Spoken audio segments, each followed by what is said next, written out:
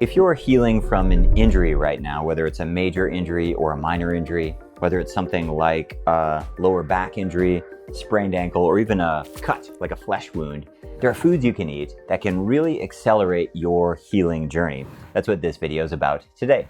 Hey, my name's Lucas. I'm a yoga teacher. I'm a teacher trainer. I'm a podcaster, and I'm also a nutritional coach. Over the past 10 years, I've had unprecedented access to medical doctors and nutritional experts via my podcast. In this short video, we'll talk about, number one, what happens when you get injured and why basic misunderstanding about what's going on inside your body makes us misunderstand what to put in our mouth. Number two, we'll talk about +1 foods, foods that you could add in that'll help you to heal. We'll talk about -1 foods, foods you could potentially reduce and maybe eliminate to accelerate your healing process. And lastly, we'll talk about some supplementation options if you wanted to go the supplement route along your path.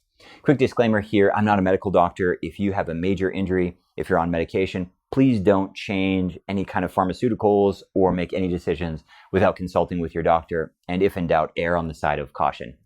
Let's talk about injuries. What happens? Where do we get confused? Let's imagine that you're out hiking on a Saturday afternoon and everything's going great, but you step on a rock, you roll your ankle. You keep going, you manage to get back home, but when you take off your boot, you look down at your ankle and it's double the size. It's black and blue, and it's pretty painful. In fact, you're limping down the hall to get to the bathroom. So you spend about 3 minutes on Dr. Google, what to do about sprained ankle, and you find two things right away. The first one is the acronym RICE, Rest, Ice, Compress, Elevate. Okay. The second thing is ibuprofen. You take about 500 milligrams of ibuprofen, you go to the living room, and now you start to work on this rest, ice, compress, elevate acronym. So what do? You get a bag of ice, wrap your ankle. Okay, now we need to compress. So you get a bandage and you wrap it really tight, and now you elevate your ankle. Because of that ice, less circulation. Because of that compression, less circulation. Because of that elevation, your foot is now higher than your heart, less circulation. Because of the ibuprofen, less inflammation. So all of that sounds really great, except that's not how you heal. So here's what happens next. 2 hours later, you're feeling much better. Your significant other comes home and says, hey, I got your message. You sprained your ankle? Oh yeah, it was terrible when I got home. It hurt to even walk down the hall, but now look at me. My inflammation, it's back down to normal size. The pain is almost gone. I can walk up and down the hall. I don't feel anything. You want to go out for dinner? Yeah, let's go out for dinner. Here's what happened. You have covered up the pain. Nothing's happened. You are not healing faster. You're not doing great. You are in exactly the same place you were 2 hours ago, except worse, because you've now gotten in the way of your body's own healing process. When your body gets injured, it launches an immune cell response, and cytokines come in to clean up the mess, and there is often angiogenesis, where new blood vessels are formed to get more circulation, not less. That RICE acronym, 3 of those 4 things, the rest is a good idea, but 3 of those 4 things are reducing circulation. How is that going to help? You're not going to get nutrients to the place where you need it. And that ibuprofen is doing the same thing by blocking your healing response. Here's the problem. There are 2 things we get confused about, pain and inflammation. Remember, pain, even though it's uncomfortable and truly unbearable at some times, pain is adaptive. It is the result of tens of thousands of years of evolution. It's called nociception, this ability to sense pain. Your hand on a hot fry pan, you recoil. Rolling your ankle and you suddenly limp. This ability to sense pain, it's adaptive, it's designed to keep you safe. Think about it like the guardrails on that same trail where you rolled your ankle. The guardrails help you to stay on the path and not fall over the cliff. The guardrails help you to limp down the hall to the bathroom because your ankle is damaged. When you take off the guardrails, you'll walk just fine down the hall. Unfortunately, you're deepening that injury to your ankle. You're not helping the healing process. Pain is the guardrails. If possible, we want to keep the guardrails on. The second thing is inflammation, and people get really mixed up about this. Inflammation can be problematic. Inflammation can be runaway and disconnected from an injury, like brain inflammation could be fatal, for example. But 2 hours ago, you rolled your ankle. Inflammation, not only is it natural, not only is it appropriate, it's part of the healing process. That inflammation is going to be crucial for your healing. So if possible, we want to feel our feelings. We want to feel the pain. If possible, we want to allow our body to have an inflammatory response within reason, so that it can heal up. And what we want to do instead of trying to do rest, ice, compress, elevate, instead of the ibuprofen, is we want to take a look at foods, especially during the first few days of an injury, that can really accelerate our healing process. And there's 3 different categories that we'll chat about. And the first one are collagen building blocks. Collagen is the most abundant protein in your body. It's all over the place. It's in your skin, it's in your hair, it's in your muscles, your tendons, your ligaments, your cartilage. And to build collagen, your body needs some macronutrients, protein. It also needs some very important micronutrients like zinc and copper and vitamin C and sulfur. Let's talk first about protein. During a healing time in your body, it's really helpful if you bump up your protein intake to about 1 gram per pound of body weight per day. This is not like a extreme protein diet. There's nothing risky or extreme about this, but for most people, that's a little bit more than they're intaking right now. So if you weigh 150 pounds, 1 gram per pound of body weight would be 150 grams per day.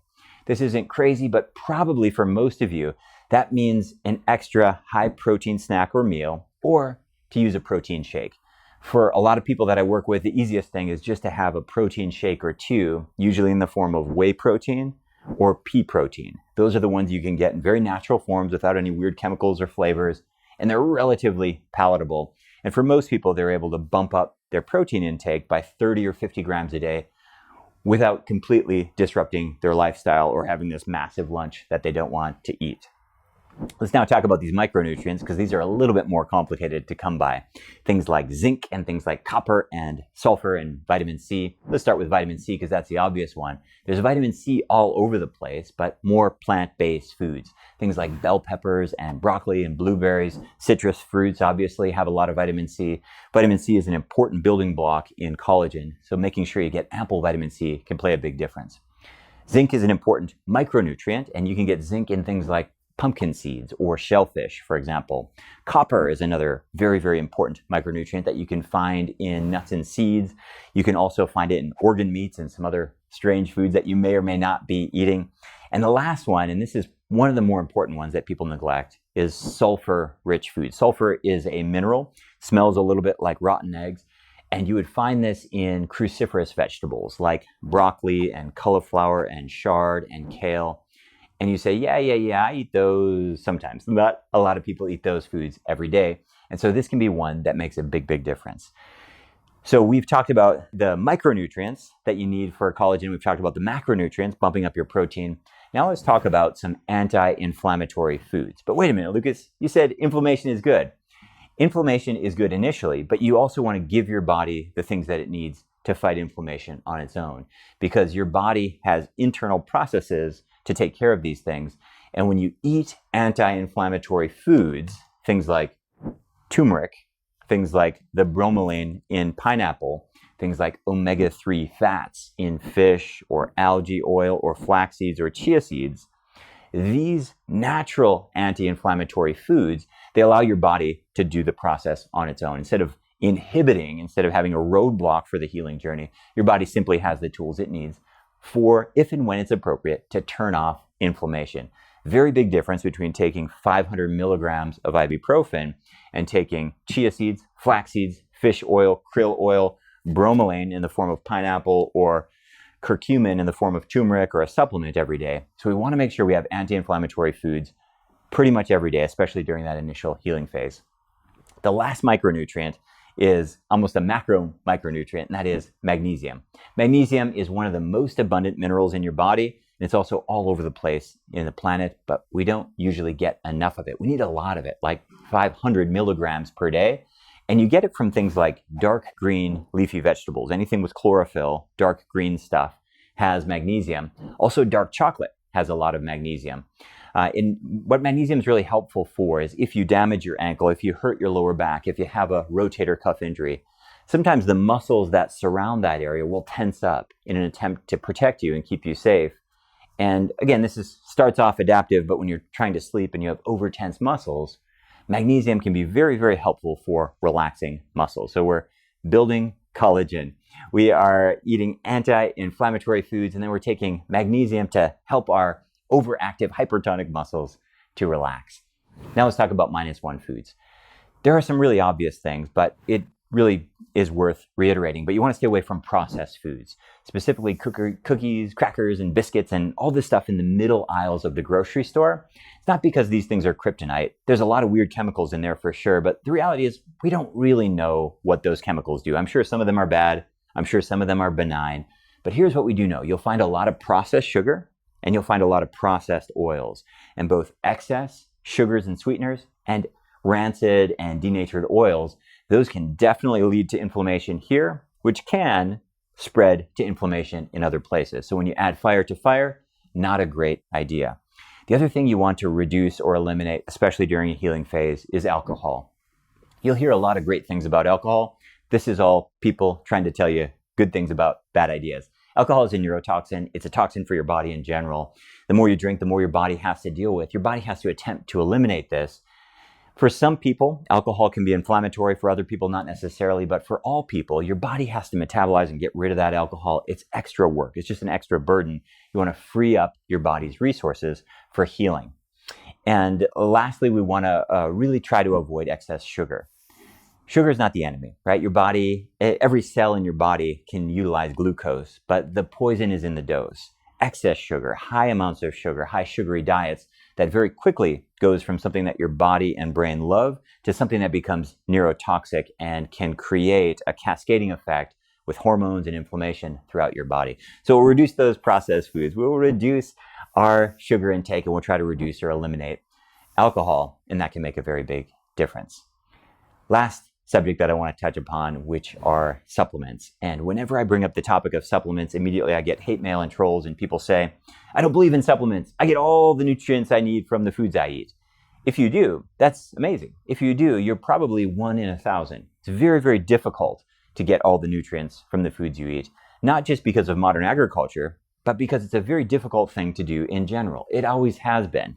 Right? People have lived off of almost only potatoes. There are cultures that have lived off of almost only corn, almost only rice. This is the history of humanity, is crazy nutritional imbalances. The idea of trying to become balanced is actually a sign of wealth and abundance, and it's harder than you'd think. There's very few people who have everything in balance, and very few people who are going to take all the foods we talked about and compile them into a meal plan. If you do, good on you, keep going. But I think for most of the things we've chatted about today, especially during a healing phase, a short phase, it might be helpful to think about supplementation. What might you supplement? We talked about protein shakes. It can be really helpful. We talked about zinc and copper, and we talked about vitamin C and sulfur. I'll put a link down below, and we'll share up here on the screen as well, some suggested dosages. And you might want to also think about supplementing with omega-3 and supplementing with magnesium. The biggest risk with supplements is not impurities. These are very, very simple supplements. The biggest risk is not unscrupulous companies. The biggest risk is vitamin belly. And vitamin belly is when you wake up in the morning, you take a big handful of all the stuff we just talked about, and 30 minutes later you feel nauseous and want to throw up. This is a very real risk of taking nutritional supplements. And one of the biggest reasons that I think it makes sense to try to get things from whole foods. But experimenting with your supplements, spacing them out throughout the day, taking things with or without food and figuring out what works for you, it can make a really big difference. People always want to ask me for brand name recommendations. For everything that we've talked about, with the exception of omega-3s, it doesn't really matter the brand. Something like ascorbic acid, vitamin C, whether that's coming from an orange or from a laboratory, your body can't tell the difference. This is very easy to synthesize. There's no mystery, extremely safe. When it comes to zinc, when it comes to copper, same thing. These are very, very simple nutritional supplements. There's not a lot of mystery. The brand is irrelevant. Almost any pharmacy will have what you're looking for. The one that you need to watch out for are omega-3s, because these are fats.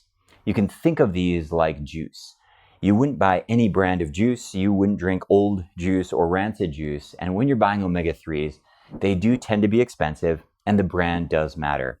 I don't endorse, I don't have any affiliation with any kind of brand, but generally speaking, you want a dark bottle, you want a relatively recently bottled nutritional supplement, and it will end up becoming relatively expensive. What that usually plays out to is around 50 cents per day. And so if you're looking at a 30-day month, it's probably going to cost you around $15+ per month for a high quality omega-3 supplement. That might be fish or krill or algae oil. And the krill and algae oil are progressively more and more expensive because they're a little bit more niche in terms of the research. You can draw your own conclusions in terms of which is the best source for you.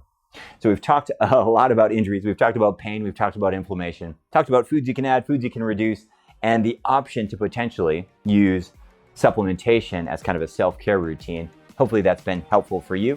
If you'd like more science-based yoga videos, click on that link down below to subscribe. If you have questions or comments, I always love to hear from you down below in the comments section. You can find my teaching calendar. I have online classes and in-person events around the world at YOGABODY.com.